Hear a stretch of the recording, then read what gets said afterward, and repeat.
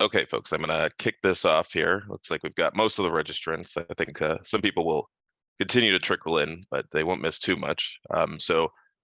Today we're giving a presentation from our Akur8 Academy series, and this is going to be focused on Derivative Lasso. This is a machine learning technique, and what we like about it is it's a credibility-based signal fitting technique, and it's used within the context of GLMs. So with that, I'm going to kick us off here. Let me get my mouse over here. Here we go. Introduce myself. So my name is Max Martinelli. I'm an actuarial data scientist here at Akur8. And I'm relatively new here, but I've been in P&C insurance for a while. I have worked previously to this at Allstate for almost 8 years, working on actuarial roles, data science roles, predictive modeling roles, all within personal lines. And I have a background in machine learning and computational mathematics. And when I'm not helping Akur8 clients get the most out of their data, I can be found working on STEM projects with my boys. So with that, I think we're going to jump right in. And I don't want to bury the lead here. I want to get right to what we're trying to achieve with this. So Derivative Lasso is a pretty powerful technique that we think it's worth time discussing for a few reasons. Now, this technique has been used in Akur8, our predictive modeling platform, for a number of years, but it came to the open source community a few years ago with the GLM paper. And so what this webinar is doing is we're releasing a white paper of our own that goes into a lot of math and a lot of the modeling philosophy that motivates this technique. And it was written by our head of product in the US, as well as our principal scientist, Mattia. It's also got contributions from Thomas Holmes, who's a fellow with the CAS and is our head of US Actuarial Data Science in the US, and Guillaume, who was our chief actuary. And we're calling it a white paper, but it's pretty dense, to be honest with you. It's could be a monograph, closing in on 100 pages. So it's geared towards more intermediate and advanced predictive modelers. I do think some newer folks who are getting introduced to predictive modeling would benefit from reading it, because it does do a lot to spell every step out. But we do try to hit the whole spectrum of predictive modelers here. On top of that, I will point out that the GLM paper, which has also been circulated for a while and is one of the reasons that this technique has become very popular, is also available. And the lead author of that paper was Sudreau, who actually joined Akur8 about a month before me. So if you're looking for a platform that uses this technique, it's Akur8, as well as an open source package, the GLM package. It's in R, I believe. I think there are Python packages out there that include this, but it's widely becoming used. And the reason that we like this is that it brings some significant innovations to predictive modeling. So one is that credibility-based signal fitting, and we'll get deep into the connection between credibility and this technique. But addresses sparsity, addresses nonlinearity, automatic feature selection and engineering, and enhances interpretability. So lots of things that we like, and helps move the ball forward with keeping GLMs relevant. So with that, a quick agenda. And I do have to level set a bit. We can't jump right into it. I have to build up to it, but I promise it won't be too boring. Quick refresher on modeling frameworks, then the discussion of nonlinearities and feature selection within GLMs. Then we'll go into the link between penalized regression and credibility, and finally end with Derivative Lasso. So quick refresher on modeling frameworks. And I've got a diagram here. So we have, for my international friends, we have like a quasi-regulatory body in the US called the NAIC, the National Association of Insurance Commissioners. And I say quasi because it's not like truly a government institution, but the insurance commissioners for different states contribute resources to this body, and they set standards and guidelines that the states can choose to adopt if they want.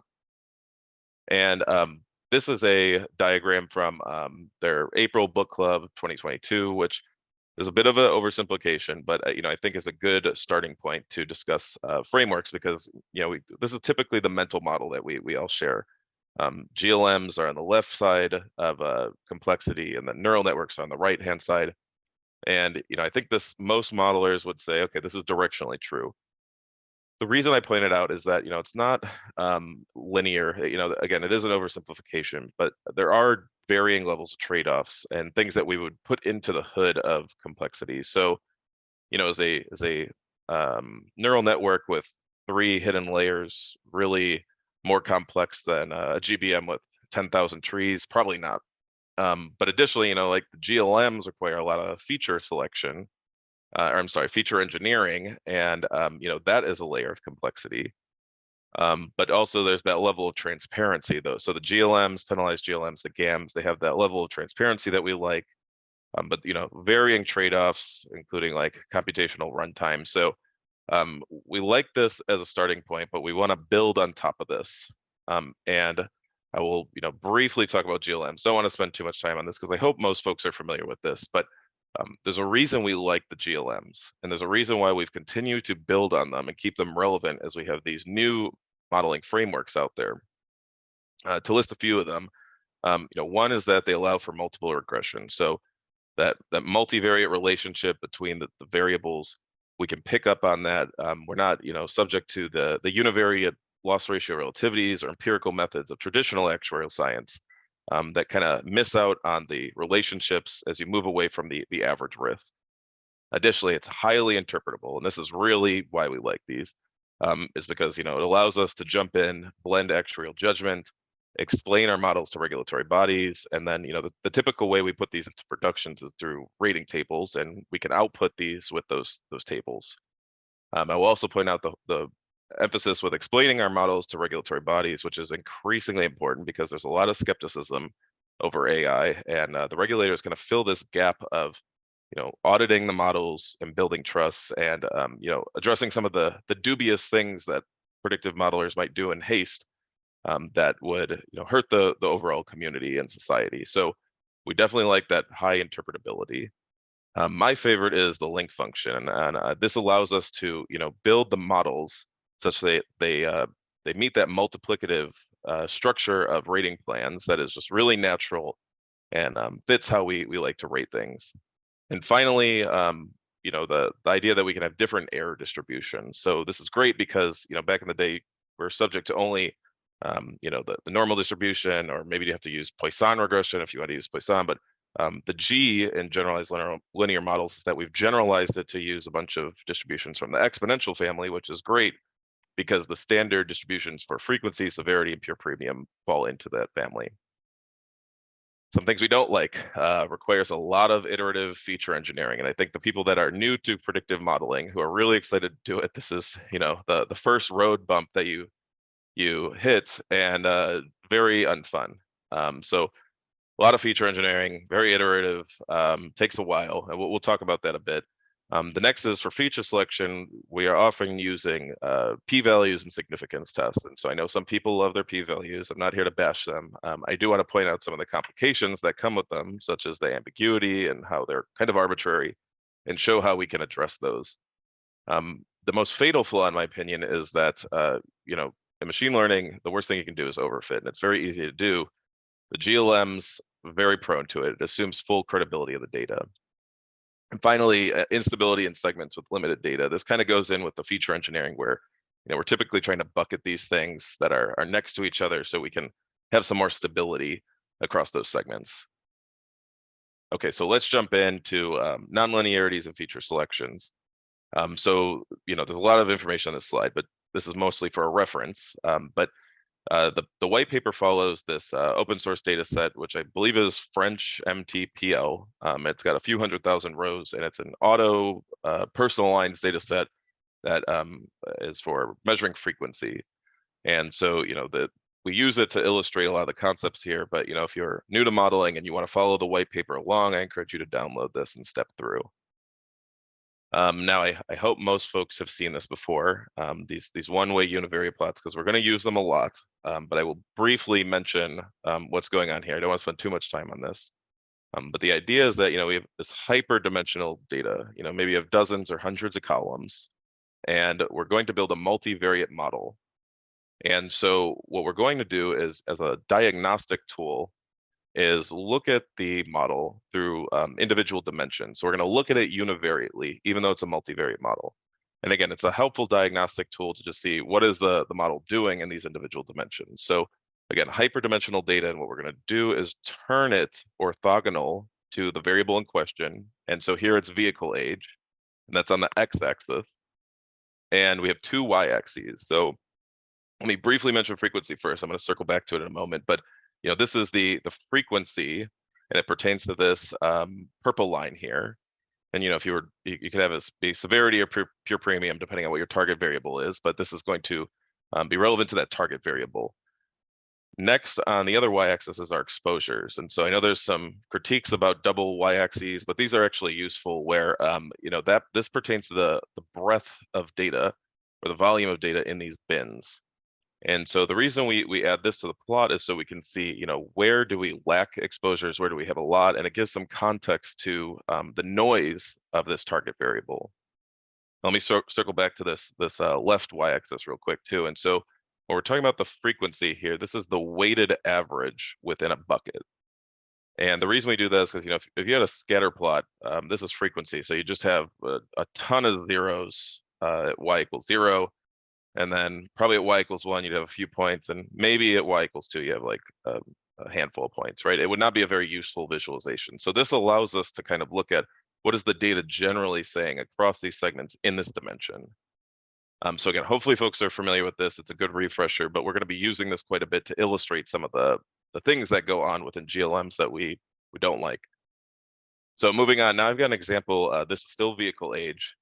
And these are still the univariate plots, but I've added some information. So on the left, we've modeled it the traditional way, where this is an ordinal variable. It's going to get a coefficient, and we're going to fit the line that goes through this data. And we have the green line, which is kind of like our factor curve or the coefficient curve, and you can see it's just an individual slope. That yellow line is that multivariate prediction. So it's a taking into account the variable in this dimension as well as all the other ones, so we can get that multivariable variable relationship. And what we see here is, that's a step in the right direction. We've got a line kind of fitting the shape of this, but we're probably leaving some signal on the table.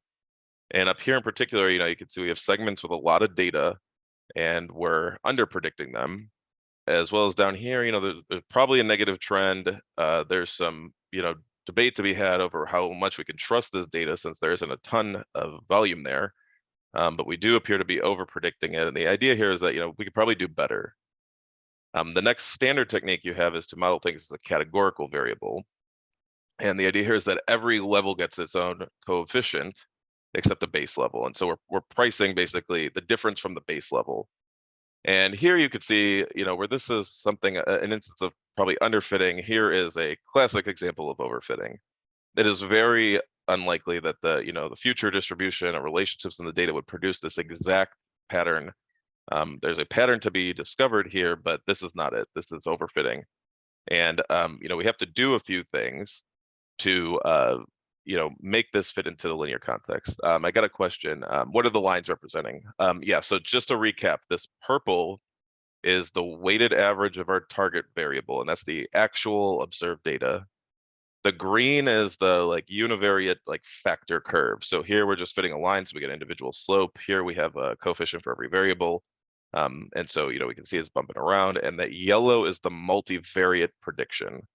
So this is the combination of all our predictors in one, and what our model is outputting. And so these one-way univariate plots, again, we're looking at the data from an individual dimension, but it's a way to assess the performance of our multivariate model. So I'm going to give a few examples now. This is just a univariate fit. So that's why the yellow line and the green curve are matching each other. And the thought here is that you would never do this in practice, but I want to illustrate a few things about how this works. And so in this example, we've said, okay, we're going to try to, address the nonlinearity by packaging this into some sort of linear aspects. And that's what the L in GLM is for, right? That generalized linear model. So we're going to change the data with a transformation such that it can fit into the context of that linear framework. And so here it's just a simple split. And so what we see here is we've got coefficients that are modeling the difference. And now we're maybe not underfitting this segment. Here, there's still a bunch of data here. So maybe we're underfitting this segment. But again, down here, we don't have, this negative trend, and it's debatable over whether this is credible or not. So a lot of work is done to, fit the data and its nonlinear aspects into the GLM. And this is a step in the right direction, but there'd probably be more work to be done. What I want to do now is show the same exact thing when we move to a multivariate fit. So that last one was, again, that univariate split. You would never do that in practice. But what I want to show is that when you move to a multivariate model and you bring in those other predictors, it changes things as you'd expect. And so now that yellow line is the product of all our coefficients in the model. And we could see that, we're probably doing better. We do seem to follow the shape of that purple line. We do get a negative trend, but things have changed. And the whole point is that this should illustrate the iterativeness of feature engineering, right? We have to go back and forth to keep changing things, but we're not changing things in isolation. It's a multivariate model. And so, just to bring this home, these take a lot of time and they're arbitrary. If you put two modelers in different rooms with the same data sets, they're most likely, and they're building simple GLMs, they're most likely going to come up with totally different feature engineering techniques. And so I've got a list of a bunch of them here. We're not going to go through them, but this is just some of them. There are more. And so the idea here is that, again, we're trying to use the GLM framework. We're trying to make nonlinear data linear so it can fit into that framework. And feature engineering is an opportunity to build a better model, but at the same time, it's also an opportunity to undermine the model. So, that's with the whole feature engineering technique, and that's typically the case with ordinal variables. We also see a little bit of that with categorical variables where we have to bin them together, but I want to show now an example with these categorical variables. So here we've got that same univariate plot, and on the x-axis we have vehicle brand. So we've turned the data to view through the dimension of vehicle brand.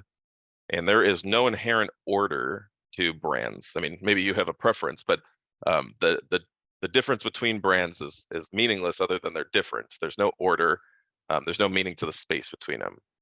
So out of convention, we still use the line plot, again, even though it doesn't have any meaning, but it's just a visual tool to see, the change between levels.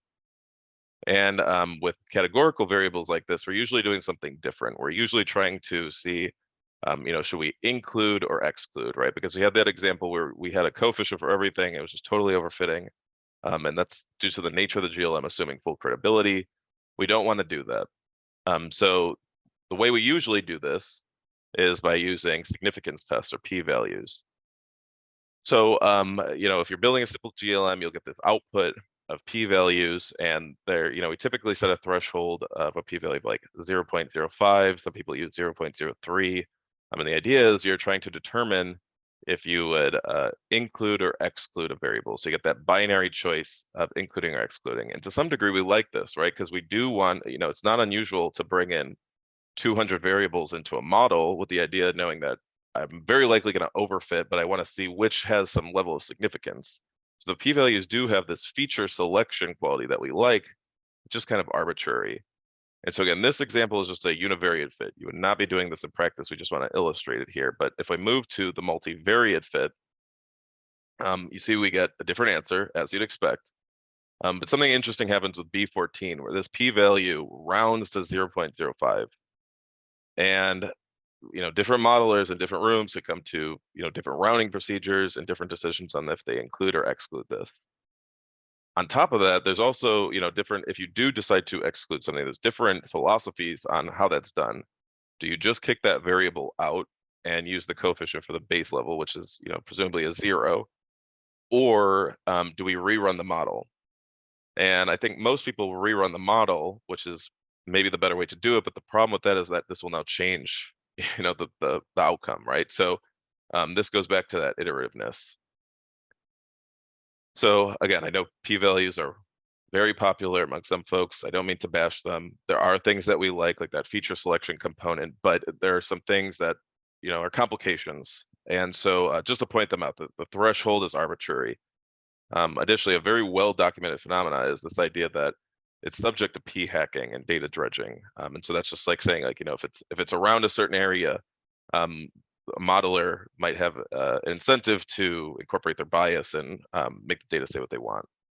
Not analogous to credibility, right? We really like credibility in actuarial disciplines. We would love something that's grounded there. Loses meaning with penalization. There's a way to get quasi p-values with penalization, but they don't really mean the same thing. It's a binary decision, right? So we do like that for feature selection, but in terms of like, how much trust can we allocate to something, we're not getting that. Additionally, multiple comparison or multiplicity, that's pertaining to this XKCD comic that I've got a snippet of. I encourage you to see the whole thing. But the idea here is that, like if you're using a 5% threshold, that means, you'd expect on average like 1 in 20 to give a result that is not due to this value purely by chance. Additionally, instability across subsets and folds. So again, if you put two modelers in different rooms, they chop up the data to test and train differently. They'll probably get different p-values. This is a known phenomenon, which is especially prevalent in cross-validation. Okay, so that mostly pertains to categorical variables. You can also use it with ordinal variables, but it's best illustrated there. And I want to move now to penalized regression and the link to credibility. So, we've got a question. Okay, we've got a sharing a relevant article. Thank you. So here we've got an example that's visual, showing that basically the credibility interpretation of p-values that we just discussed. And so, it's like if you get to the z-score, such that you have a p-value of 0.05, we might assign full credibility. Below, we might assign no credibility, what have you, right? There's this binary on-off switch of whether we are going to include or exclude this. We like that for feature selection, but we would like something where we can assign some trust based on the volume of the effect size. And on the right, we have Buhlmann credibility, which the actuaries are probably familiar with. Maybe the data scientists aren't, but this is a traditional actuarial technique that the more data you get, the more trust you assign to a value, and the leftover trust we just assign to a complement of credibility. So to point this out, we have basically what we just discussed on the last slide, but the one thing I want to illustrate on this one is that Buhlmann doesn't work for multivariate models. It's inherently univariate.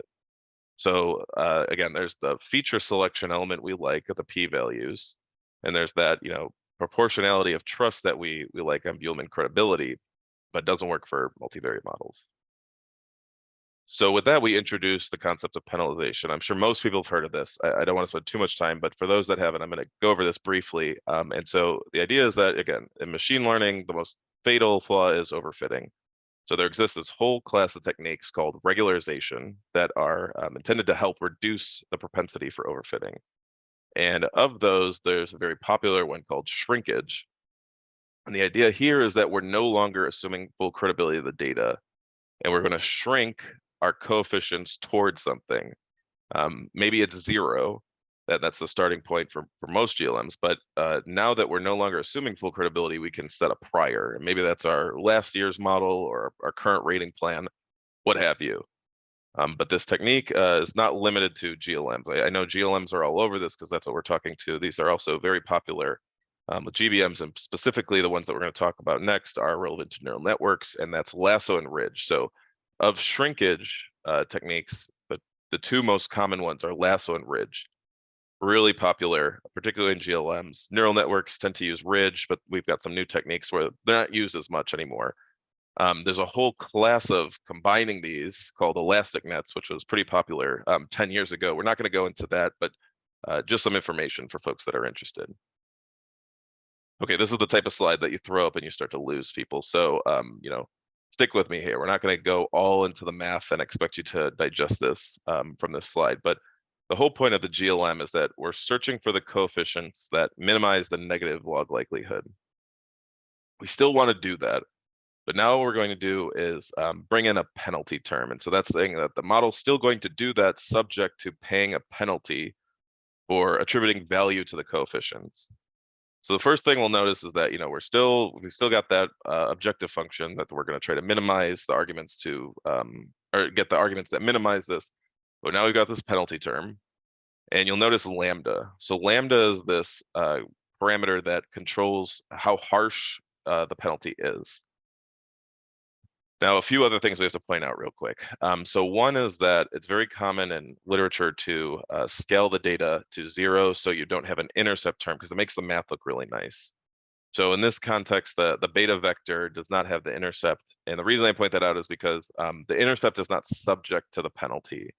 And the gears in your head are hopefully turning to start seeing how this means, how the link to credibility is established here, because what that's saying is that the intercept's allowed to float, and we're still going to balance out to our weighted average. So in credibility, that's kind of like, you're defaulting to your grand mean. But yeah, so the idea here is that, like, we've got that penalty term that can scale us up and down. The intercept is free to float. One other thing I'll point out too is that the coefficients are typically standardized. So this beta matrix or vector here is what we're doing is we've standardized the variables such that these are all on the same basis. And the reason is because we want the penalty to be paid evenly across variables. So, if you have something like car value, which spans the order of, hundreds to hundreds of thousands, it's on a different basis than a discount, which is either a 0 or 1. So we standardize those so the penalties are paid evenly. Okay, that was a lot of information, but tons more could be said about this connection between credibility and penalized regression. We don't have time to get to all of it today, but I don't want to leave folks empty-handed. So, we've been banging the drums on this because as much as it's well documented, it's not well known. And we really like this technique because we're a company of actuaries and we love credibility. So Mattia, again, our principal scientist and head of product in the US, had presented this to the NAIC Predictive Analytics Book Club.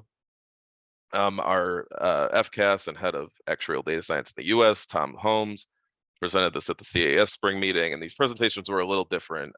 Mattia's was more about like the mechanics and the math of it. Tom's was more about drawing the relationship with the actuarial standards of practice we have in the US and how it's a credibility procedure. So again, there's tons of information. We also have, if you email us or message me on LinkedIn, we'll send you the slides, and I have some references for the papers too that you can reference, but it's also in the white paper. And so again, don't have enough time to like dig into all this. We do have the math in the white paper. If you're interested in these presentations, contact us and we can present them at your organization. But hopefully, we've persuaded you that there is a relationship and you can go dig into the math. So now I want to just demonstrate that visually. Again, this is not the full proof. There is math that links these together, but just visually, this is an easy way to convey it. So on the left, I've got our significance tests with the p-values. On our right, we have Ridge, and so that was L2 that we discussed. And as you see, Ridge and Buhlmann tend to have this same shape. And so the idea here is that we have the math that shows that Ridge is the multivariate extension of Buhlmann. And again, this is just a visual example. I don't expect you to be persuaded by this. Please go read the white paper for the math. But what I want to draw attention to is Lasso, which is kind of a combination of both. It's got that feature selection component where you have to meet a certain threshold before we start allocating signal, but it's also got that concept in Ridge and Buhlmann where as the number of observations increases, I assign more credibility to it. And you might be saying, well, is Ridge better, is Lasso better? It really depends on the context. But Lasso we like because it has that feature selection component also. So it's not uncommon to throw 200 variables in a model, knowing that it's not going to be a good model, but we want to just see what's predictive, start getting an idea of what variables explain our data, and what should we include. And Lasso is really good in that context because it helps us eliminate some of the universe of possible predictors. And in Ridge, they would all get, it's unlikely that anything would get a 0 coefficient. We would assign some value to them. And Ridge is a little bit more popular in neural networks, as I discussed earlier. It's outside the scope of this presentation, but the idea is that you have all these variables, so we would assign some signal to them, but there is some penalty. But again, it depends on the context, the framework, the approach that you're using. There's no right or wrong answer. But I will go through an example with Lasso of why we like this. And there's a lot going on in these slides. Hopefully, you message me on LinkedIn, we send you this, and you can click through it yourself. This is not using that auto data set anymore. It's using a workers' comp one. But the idea here is that, we've got that actual observed weighted average, and here it's a pure premium one, and it's bouncing up quite and down. We have some segments with a lot of data, some segments without much data, and what we want to do is see what's the effect of that penalty parameter, Lambda, that we mentioned earlier, in terms of how it pertains to the trust that we assign to these levels. And so I'm going to click through it, and you'll see this dial go up and down. But you see, as we go from a high penalty to a medium to a low penalty, little too far here. We have instances where in the high penalty, some of these coefficients are getting regularized out and we're not too responsive to the data. With a medium penalty, there's still a few getting regularized out, but we're getting a little bit more to the shape of the data. And with a low penalty, every non-base level is getting a coefficient, but it's except this one in construction, but we're moving towards the shape of the data. And so, you can see how this Lambda penalty impacts our model. Typically, when you're picking a Lambda value, one popular way is to do a grid search, right? Because there's no like natural selection. So we kind of bashed p-values for some arbitrariness. There is some arbitrariness in terms of the parameter, but you might use a grid search to find the one that produces the most prediction. But again, it will depend on what you're doing. If you're doing like a research project with a bunch of new variables, maybe you'll have something a little bit higher so we can kind of filter out these variables that are not going to explain our data too well. So bringing this all home. So there's the aspect of the significance test that we like. And so that is giving us that feature selection. There's the ridge now, which I apologize, it's in the middle. I had ridge on the right before, but it gives us that element of credibility. And Lasso has got both of them. So it kind of addresses, it's got the multivariate nature, the feature selection, and the credibility component. I've got a question. So how do you handle standardization of the categorical variables with Lassos? That's a great question. Some people, this goes a little bit into the ambiguity. So some people don't standardize them. And I think there's a machine learning package called H2O. I could be mistaken, but I don't think they standardize them. So they've just got the 0 and the 1.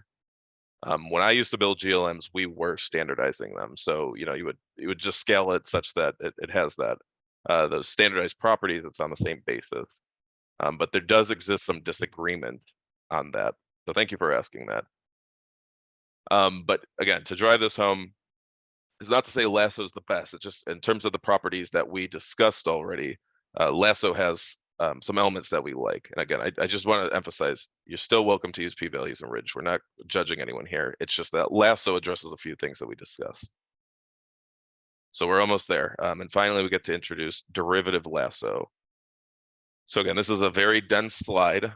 Stick with me. But the first thing I want to point out is that this is the general outline of how Derivative Lasso works. And different modules or packages or platforms do it a little bit differently. I've tried to boil it down to the commonalities.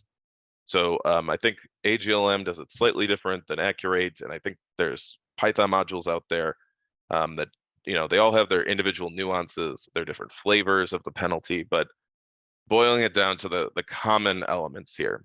So when you're building a model, especially if you're going to file that model and explain it to regulators, make sure you're familiar with the nuances of that technique you're using. But the first step is, so again, this is mostly relevant for the continuous variables. And we showed how in the last instance, Lasso helps with categorical. This is the extension that helps with the ordinal variables, where order matters. Doesn't necessarily need to be numeric, where the order is the difference between variables is always the same. But what we're doing now is we're saying, okay, let's discretize them. And this is not uncommon, right? I don't want people to think that we're undermining the ordinality of this, but we do this all the time, right? When you're going to put things into a rating table, you often discretize those numeric variables. So some variables like vehicle age or driver age, they kind of have these natural buckets where each age can be its own bucket. For others like vehicle value, again, it's not uncommon for that to span the range of hundreds to hundreds of thousands. You might need to use some actuarial judgment, and each technique has their own algorithm for this. The GLM paper goes way into depth of how they do it. But if you were coding this up on your own, a nice starting point might just be like 100 equal width bins. The next step is to give each level, except the base level, its own coefficient. But we don't want to penalize those coefficients. What we want to do is penalize the difference between them. So that's this last step, is that we're going to modify the Lasso penalty for these ordinal variables such that we're penalizing the difference.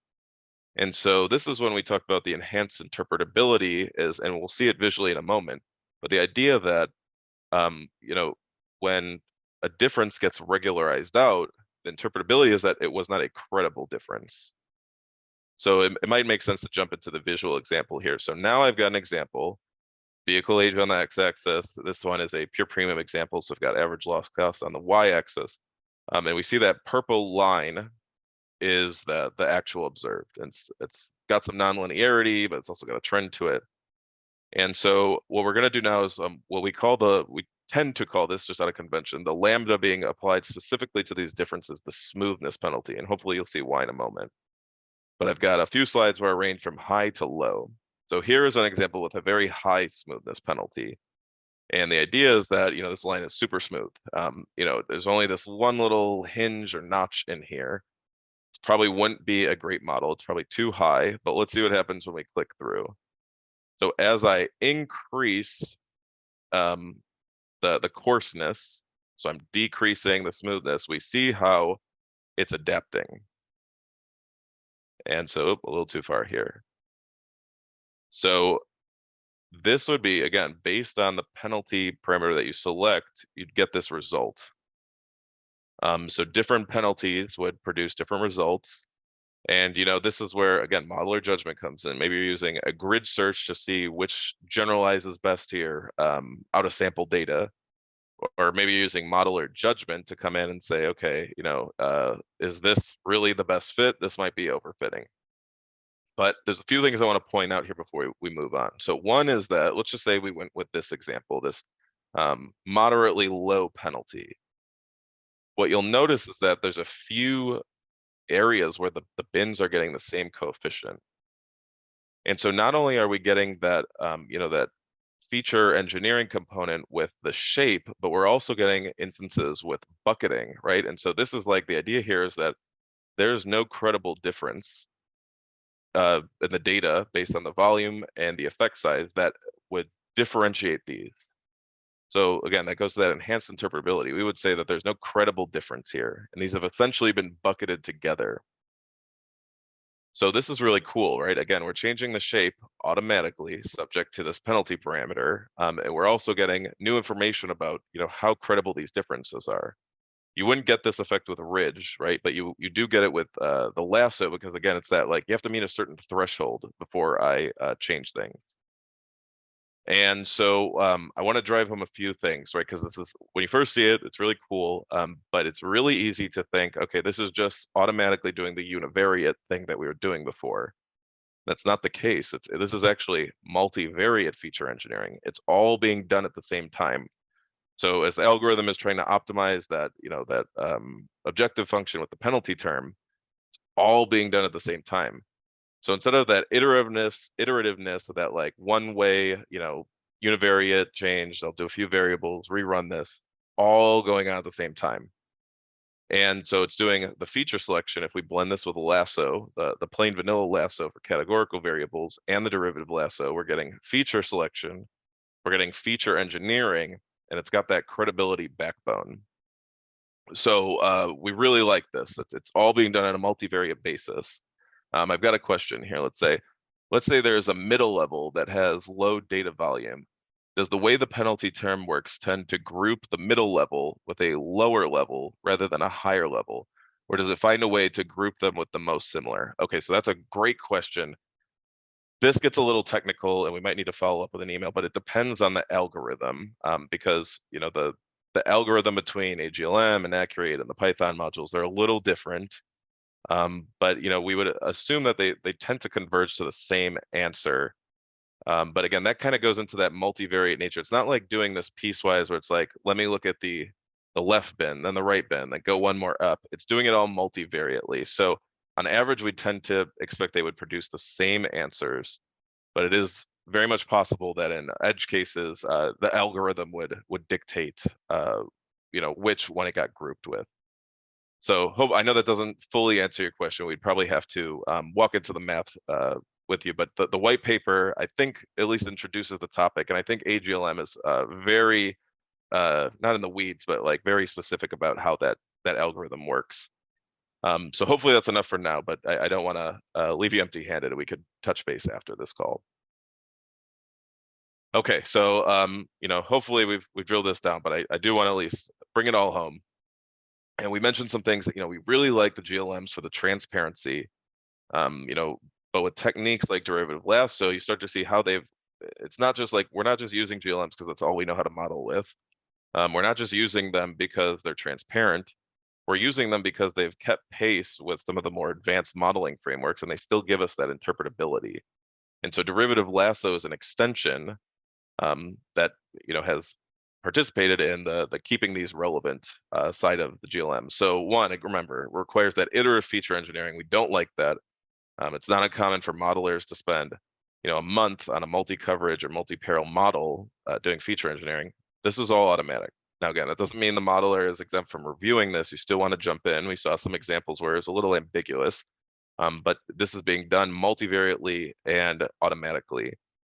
The significance tests are ambiguous and arbitrary, and so there's still some ambiguity. There's still some, arbitrariness of the smoothness parameter, but the feature selection is now grounded in credibility. Additionally, it is the assumption of full credibility of the data.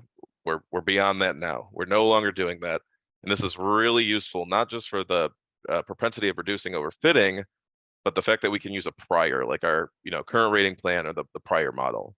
And finally, the instability in segments with limited data. We've shown that we've enhanced the stability with more meaningful deviations in sparse segments. So the idea here is like you have to meet a threshold of credibility before we deviate your difference from your neighbor. Okay, so this webinar we did cover a lot, but I want to confess this is just a fraction of what's in the white paper. And again, it's a very long white paper. Should probably be a monograph, but I do think it's worth your time to download that. So Mattia circulated a real rough draft at the CAS meeting a few months ago to get some initial feedback. Additionally, we're going to be releasing this newest draft, which is again not final, but hopefully we can get your feedback if you review it. And then eventually the final draft will come out, hopefully later this year. And there's some things that we just can't get to in the webinar. So it goes way more into different variables that are in that data set, gives a lot more examples, and you can see tons of instances of really nuanced, not edge cases, things that happen commonly, but really interesting things, especially for the younger modelers. I think that's a good introduction to what you can expect when you start using GLMs. Additionally, it's going to walk through all that math that connects the penalized regression and the credibility, and it points to sources that go even more in depth.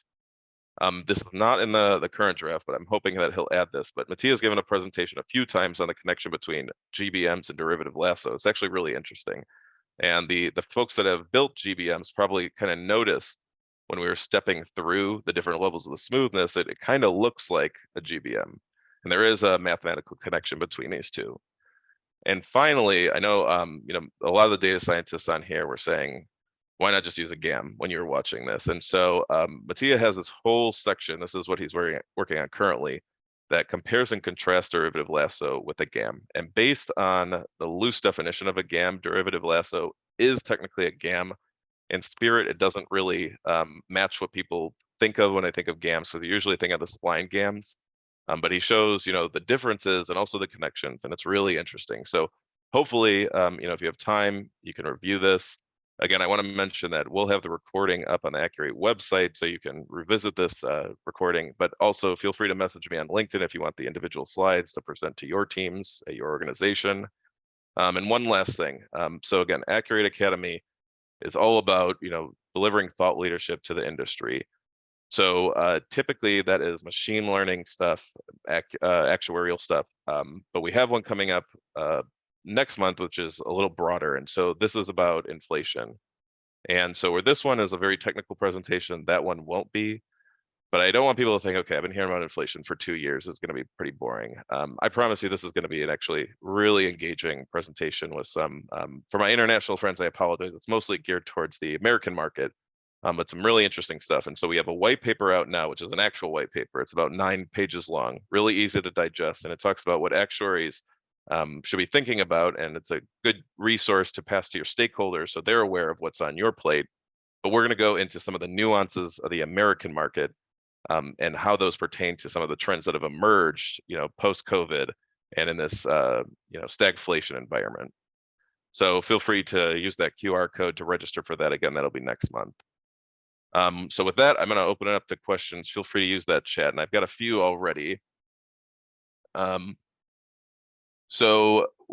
understand GLM significance tests being arbitrary, but what makes them ambiguous? There's the point where we have, if you set a threshold of 0.05, and you had that example with the 0.046, the ambiguity comes into what is the rounding procedure. And so there are some folks that say you do round it. There's some folks that say you keep the full precision and you don't. So that is the ambiguity. Now, maybe that's nitpicking, right? Because that doesn't happen too often, but that's what we are talking about with the ambiguity.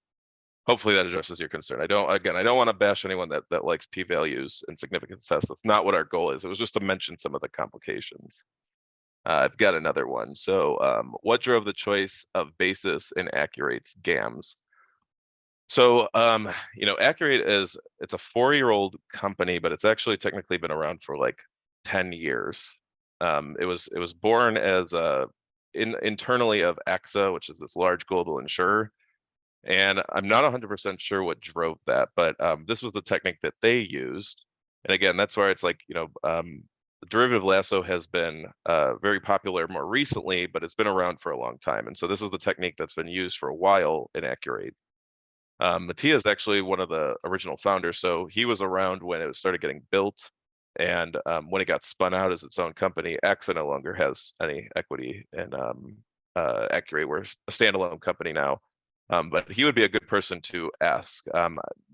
My impression is that it's that analog to credibility that has really motivated him, because he's written on that topic a few times and has some papers that are built on top of the other papers that we reference.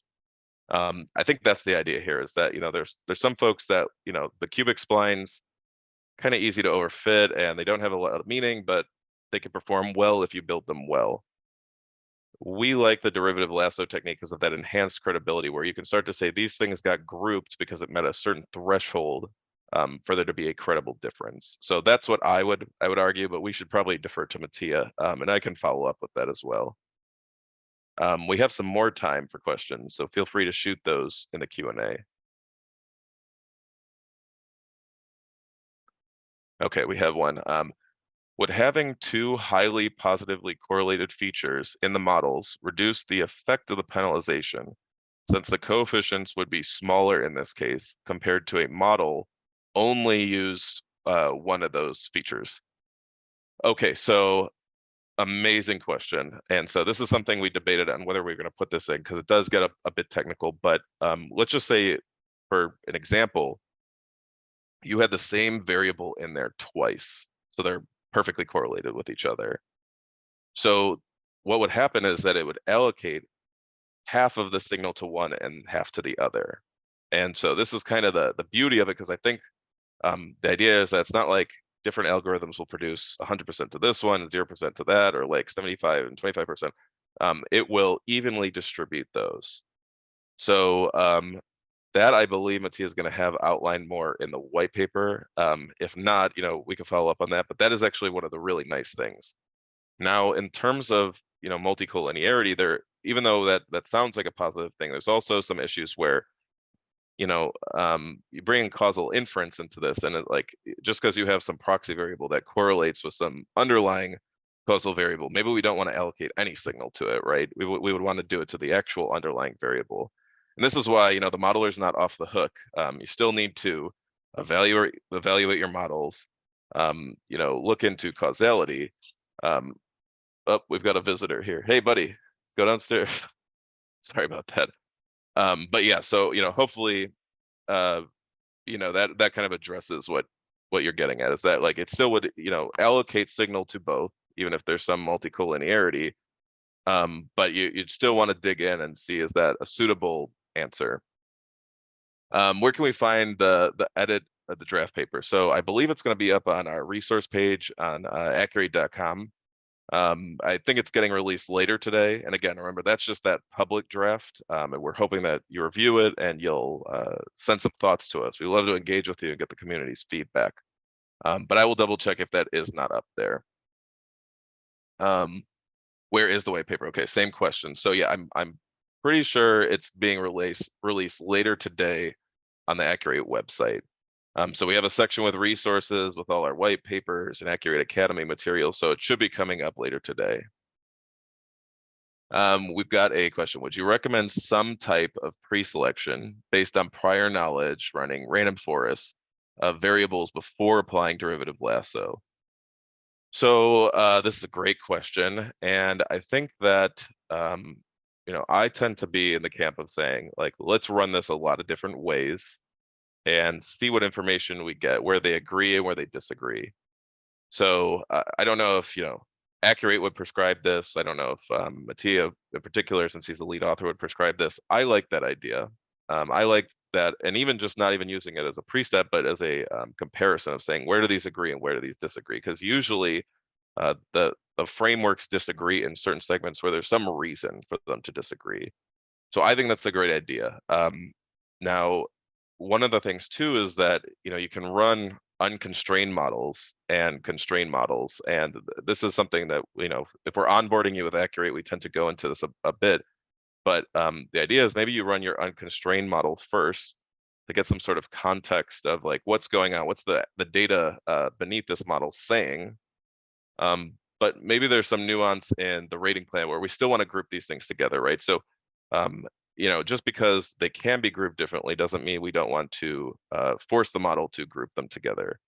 So this is very common where you have like maybe your production rating system a little bit older, a little bit more rigid, and we can't just propose all these new buckets. So that's a situation where you'd say, okay, maybe I run my unconstrained model to see, should we talk to technology about getting budget to update this? But at the end of the day, I need to deliver a model. It's got to fit the business objectives of the current rating plan. So maybe I do bucket those together now. But yeah, so I think that's a great way to start. But again, that's kind of modeler choice. What is the optimization algorithm used for derivative lasso? Okay, so that's the AGLM paper is probably the best place to start because they spell out exactly what the optimization is. Again, this will depend on whether you're using Akur8, the AGLM package, the Python modules. There's a bunch of differences, so I just tried to address the commonality. But AGLM really spells it out, and you can actually dig into the source code too. So again, that's not the only way. We have some secret sauce in ours that we like, which helps us produce a range of models. But I think that's a really good starting point, and it goes into the mechanics of it. So we're almost at time, but I want to open it up to any other questions before we wrap up. In the meantime, while folks are typing, I would say thank you again for joining us. Again, Akur8 Academy is an opportunity for us to share that thought leadership that we have. That is a big part of Akur8 is that, moving the ball forward, bringing machine learning practices to our actuaries and our regulatory bodies, helping move the ball forward. But again, not just limited to machine learning, because we will have that inflation presentation in July, which we hope to see you again for. So with that, I will thank you. Again, we're accessible. Feel free to shoot us an email or contact us. We got one last question. How has this method performed on hold-at samples relative to typical GLMs have performed? I'm guessing better, but curiosity on the known magnitude, or to know the magnitude. So yeah, at Akur8, we are very conservative with how much we boast our predictive power. And so we tend to say, like a 10% improvement in predictive power. And we have some stats that back that up. And again, I would say that's maybe conservative because our sales folks, they know that they're selling a product to skeptical people. And if we were to share the true number, they'd probably exercise a lot more skepticism and not talk to us. But, we have seen, at least like 10% over, traditional GLMs with feature engineering. And that's using like the most standard predictive measure techniques. And again, this Akur8 Academy is not, we don't try to sell Akur8 here. So that's not what I'm trying to do. I can only speak to Akur8 since those are the metrics that I see with our clients. But again, GBMs, so neural networks, we're not going to go into those. Neural networks tend not to do too well on insurance data. It's just too complex of a framework for a data set that lacks that complexity. GBMs are increasingly popular. We don't do GBMs here because we're all about transparent AI. So I would say that, we have clients where, it's not uncommon to see maybe our model, falls just short of the GBM, but you get that transparency. But we also have a few clients who have said openly that these are outperforming the GBMs. I'm a little skeptical of that. But yeah, we would tend to say at least 10% more predictive power than a well-engineered simple GLM or penalized GLM. Maybe that's giving away too much secret sauce too, but if you're interested in that, we hope that you contact us. But again, Akur8 Academy is not a platform for selling. We really try to just contribute to thought leadership. And given that was an anonymous attendee, I hope that wasn't someone trying to give me a layup here to sell Akur8. But with that, I think we'll cap it off. Definitely appreciate your time. Again, please engage with us. We want your feedback, especially this is my first webinar, so any feedback you can give me as well, because we'd like to continue to do these, would be greatly appreciated. So with that, I'm going to end it. Thank you everyone for joining us, and we hope to hear from you soon.